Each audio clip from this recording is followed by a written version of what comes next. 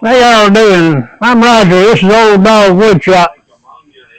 Today we decided to take on a project that every household really needs at least one or two of them. What we're going to be building today is a doormat. I found this picture in one of the books that I got out in my shop. Basically, it's a flat doormat. Slats in the middle. When you go in, scrape your feet on it. Dirt falls down in the middle. Help keep the house a little bit cleaner. The book calls for cypress on this project, but I don't happen to have any cypress available. So I'm going to be making this out of some pressure-treated 1x that I have left over from a previous project. Go through the parts list for this. You're going to need 10 pieces. It's all built out of 3/4 square. So you need 10 pieces that are 3/4 by 30 inches long. So it'll be 3/4 by 3/4 by 30 inches. You'll need 18 pieces of 3/4 square that are 5.5 inches long. And you'll need 2 additional pieces of 3/4 square. It's going to be 14 1/4. That'll go on the end piece. You also need some Type Bond 3 wood glue. And also some 1 1/4 or larger brad nails. I'm going to be using 1 3/16. I just happen to have them available. So what we're going to do first is we'll go ahead and get this wood ripped down into 3/4 inch strips, and then we'll cut our pieces. If y'all haven't already and you like the content of these videos, go ahead and like and subscribe and see any future videos I may be putting out. I appreciate you liking, subscribing, and sharing and making comments. Alright, moved over to the table saw. I'm going to go ahead and start ripping down my pieces. I got my table saw set at 3/4 inch. And I went ahead and raised my blade up so there's 1 or 2 teeth above the wood.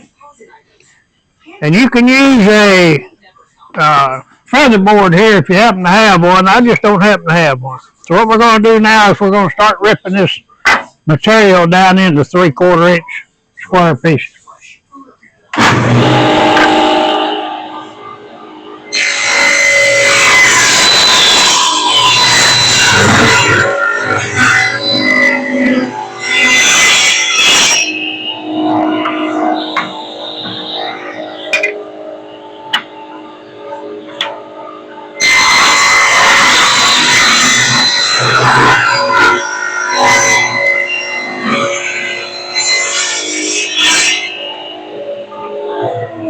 I want to make sure that you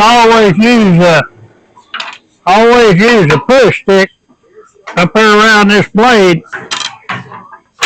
My experience is not using one pushing along, and the wood grabbed the hole, or the blade grabbed the hole of the wood, and it sliced my thumb off at a 45-degree angle. So you got to be real careful during this process. I'll go ahead and cut the remaining pieces, and I'll be right back to you here in a minute. I moved over to my miter saw. I got a bunch of strips cut right here. 3, 6, 9, 10, 12. So I'm going to cut my pieces now on my miter saw. I need 10 pieces that are 30 inches. So go ahead and mark 30 inches.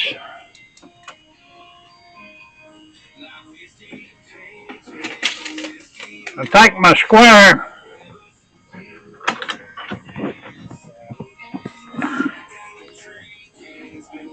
Got 3 pieces on here. Go ahead and get them lined up on the end. Butt them up against my square. Take my square, put it on there. Draw me a line. That'll give me a guide to go by, so to speak. So go ahead and line these up. I'm going to cut on the right side of the mark.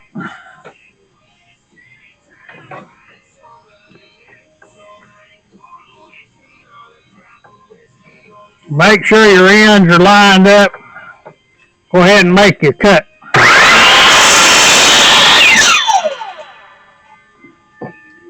I'll go ahead and cut the remainder of these 30-inch pieces, and I'll get back to you here in just a minute. Now what I need is I need 2 pieces that are 14 1/4 inches long. So go ahead and cut the ends off to square these up.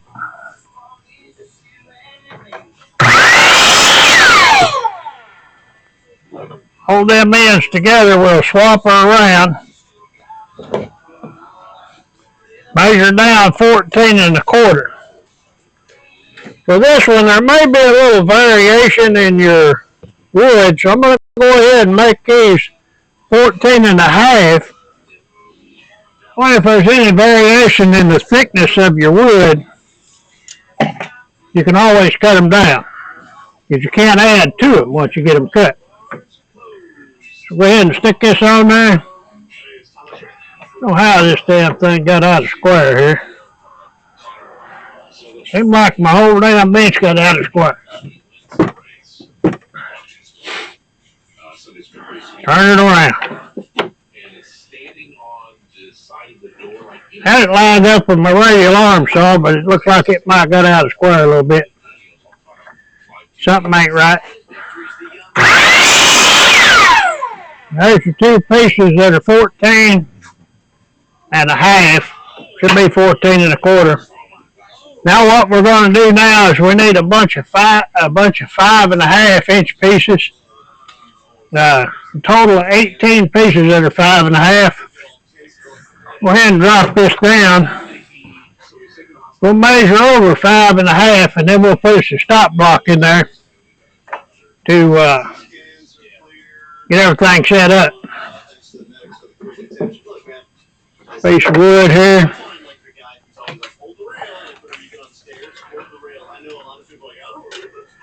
Five and a half.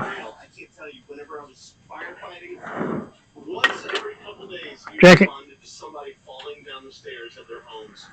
This measurement here is not real critical as long as all the pieces are the same length.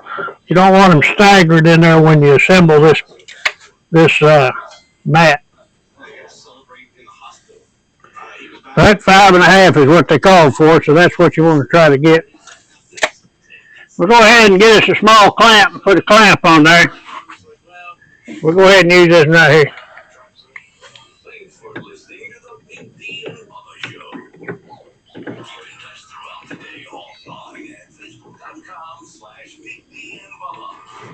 Once you get it clamped in there, you can go ahead and cut your 5 1/2-inch pieces. You can do these multiple pieces at one time. I'm just going to do these 2 right here.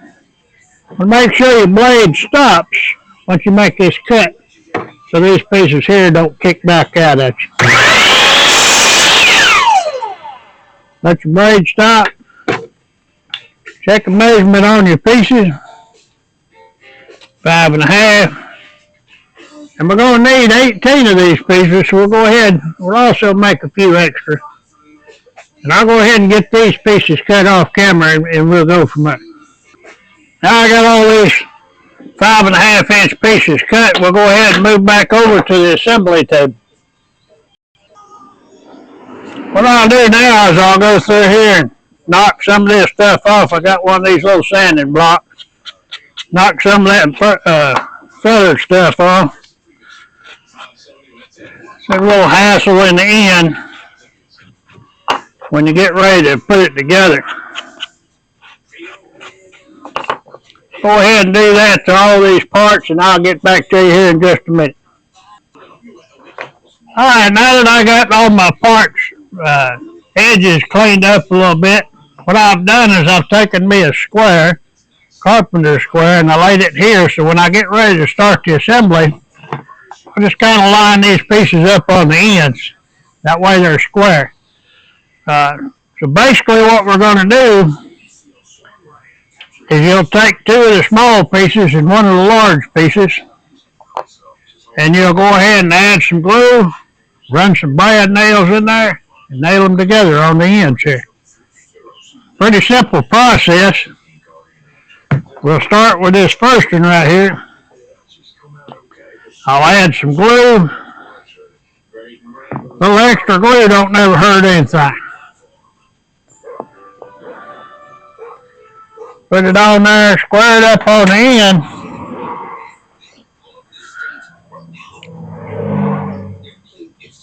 I'll go ahead and throw me a brad in there. Make sure you keep your fingers out of the way. And you want to do that on both ends.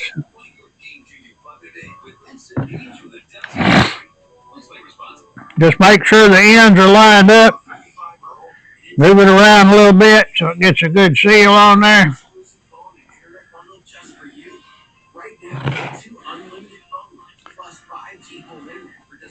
And we'll go ahead and throw a couple of brads in this. Now that one slipped a little bit on the end when I was putting it in there. So what you do is knock it back down there a little bit. Don't take nothing before you get your second brad in there.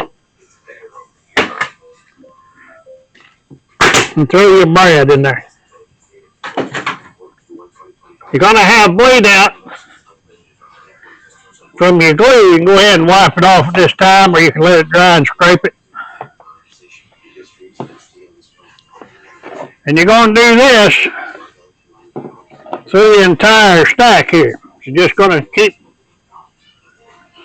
So you go your long one and then two short ones. Add another long one and then go two short ones. So you can do this with your glue. Just take it on there. Put it on both ends.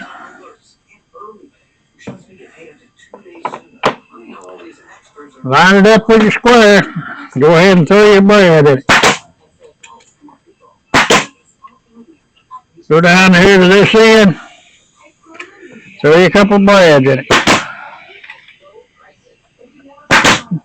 Like I say, make sure you keep your fingers away. Now we got two more short ones. There's a little variation, so you got to make sure you get the right side in there. Put a little glue on this one, stick it on there. Put a little glue on this one, stick it on there. Run you some brads in there.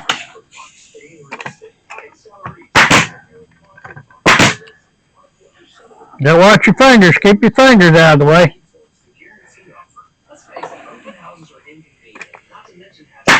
Because these brads can shoot out of the side if you ain't careful.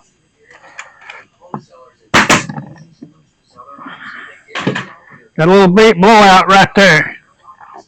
And I'm going to go ahead and get all these nailed together, and we'll get back to you here in just a few minutes. I'm going to continue this process, two short ones and a long one. Two short ones and a long one until you run out of parts. You can see it starting to come together now. It's a little tedious process putting all these little pieces in, but and you notice that my end, you may or may not notice that my end is a little off on that end. So that's why I say sometimes you get something interferes with a straight cut. But it's an easy fix. Just got to make sure that your 5.5 inch pieces are lined up accordingly on the inside. We can always trim the outside a little bit. Just kind of line it up right here if you get off.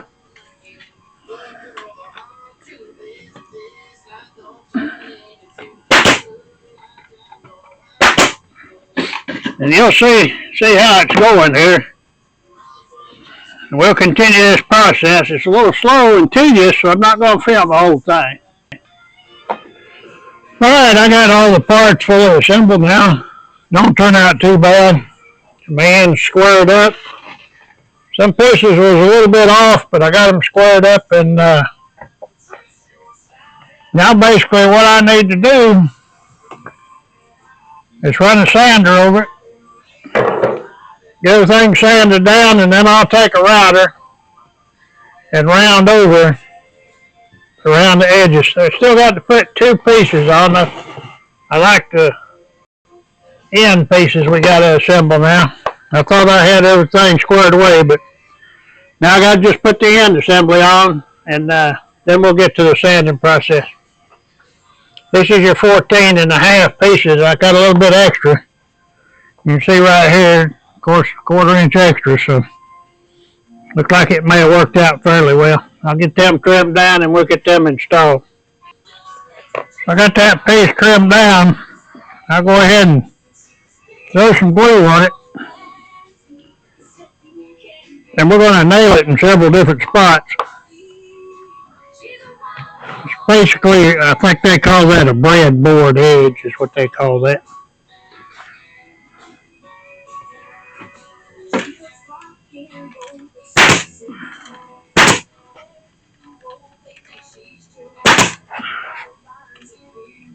Doesn't hurt to put a couple extra in there. You know, it's going to get a lot of wear and tear over the years. Spin it around, we'll do the same thing to the other end. Get this lined up on there. Make it flush.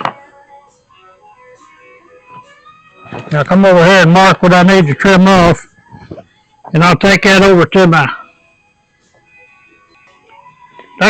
my miter saw and trim it off. I forgot what kind of saw I was going to use there for a minute.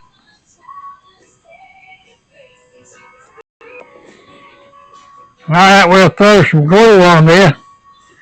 You know, I leave all these little mistakes in these videos. One, I don't know how to edit very well, so I just kind of leave them in there.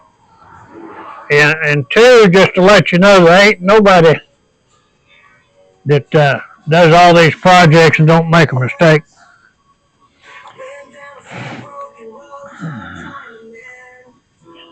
But I just carry on. You make a mistake, you fix it the best you can, and you carry on. I guess that's that way in life, too. You know, every once in a while you can't go through life without making a mistake.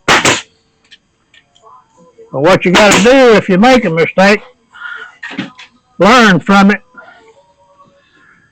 and then carry on. Don't dwell on it. Learn from it and carry on. Now that I've got the end pieces of your breadboard edge nailed on there, I'll go ahead and get my sander out. Got 150 grit sandpaper that I'm going to use. And we'll get some sanding on here and see if we can smooth out some of these little spots.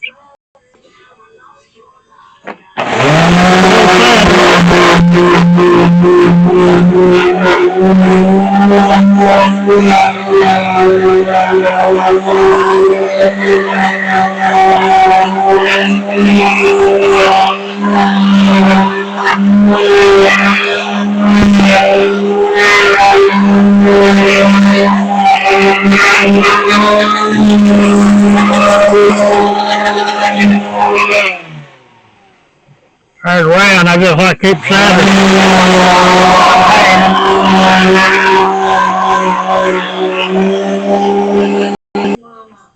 So what I'll do now, I'll get my hand router, put me in a 1/4 inch round over a bit, and I'll go ahead and round over all the edges and inside the slats.